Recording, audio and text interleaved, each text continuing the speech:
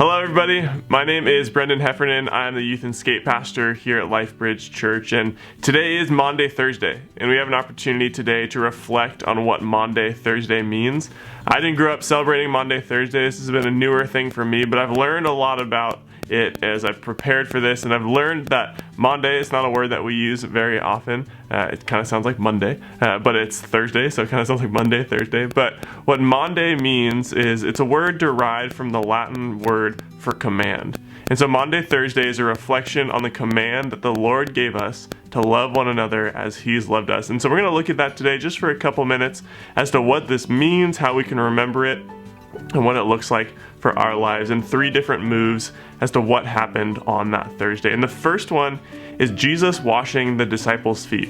Before the Last Supper, Jesus washes His disciples' feet, and here's what it says in the book of John.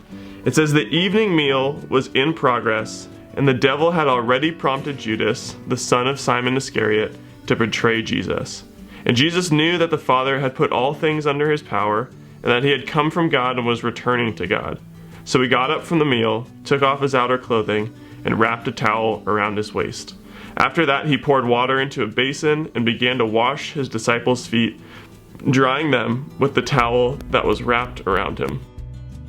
Now, we can take a lot of things from this. We can go into all the different responses from the disciples and what that all meant, but I think the most powerful thing for us here is to look at the Creator of the universe, the God that is the one true God, washing feet.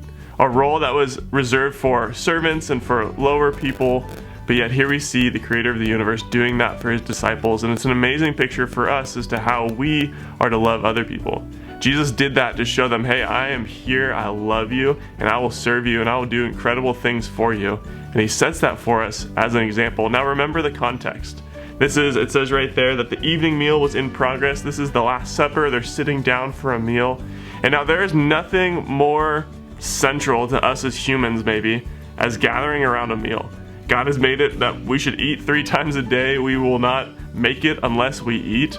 And so this meal is really central for us on just on a living matter, but also it's how God has created us for community. But now community is not ever perfect.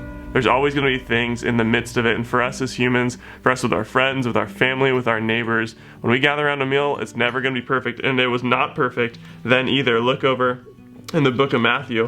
It says this about Judas.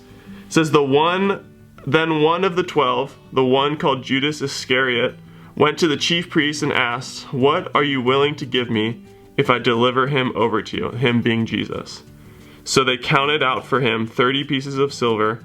From then on, Judas watched for an opportunity to hand him over. Now this is right before the Last Supper, so I kind of shared those backwards, but it's for this idea. There's this meal happening where Jesus is loving His disciples. He's being communal with them. He's sitting down for a meal, and among them is one who has betrayed Him. But notice what Jesus hasn't done here. He hasn't said, "I'm washing everyone's feet except for you, Judas. You are going to stab me in the back." He loves him. He dines with him. He dies for him. And it's this incredible picture is how we're supposed to live as Christians.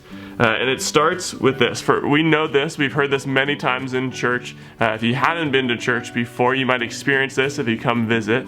It says this later on, that while they were eating, Jesus took bread, and when He had given thanks, He broke it and gave it to His disciples, saying, "Take and eat, this is my body." Then He took a cup, and when He had given thanks, He gave it to them, saying, "Drink from it, all of you." Now here's where it's so rich. "This is my blood of the covenant, which is poured out for many for the forgiveness of sins. I tell you, I will not drink from this fruit of the vine from now until the day when I drink it new with you in my Father's kingdom." The call for us, friends, today on this Maundy Thursday is to realize, man, life's never going to be perfect. There's going to be people in the room that we might have tension with, that it might not be so easy to get along with, but we need to be sitting at the table with them. We need to be sharing meals with our brothers and sisters in Christ and with our neighbors who don't know the love of God yet. Man, you've probably got a room in your house that's got a table. Maybe you're like me and it's a small apartment, it's a small table, but there's a couple spaces. Maybe you've got a big table that can have a lot of people around it. The call for us is to be in community, to be having people around us, starting from this point.